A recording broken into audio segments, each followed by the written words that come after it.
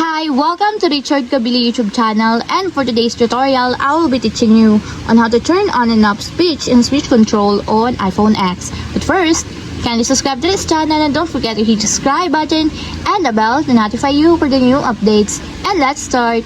Using your iPhone X, from your home screen first, go to Settings. Then in the settings, scroll down and find the accessibility and then tap. Then in the accessibility, scroll down again and go to physical and motor section and then tap the switch control.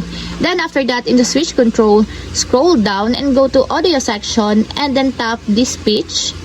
Then after that, in the speech, as you will see, there's a switch button located on the side of it. Then all you have to do is just tap it to enable until it becomes green. And if you want to disable or turn off, just tap again the switch button just like this. And that's it, we have successfully turned on and off speech and switch control on iPhone X. If you have a question, get a comment down below and don't forget to hit the subscribe button and the bell to notify you for the new updates. And thank you for watching!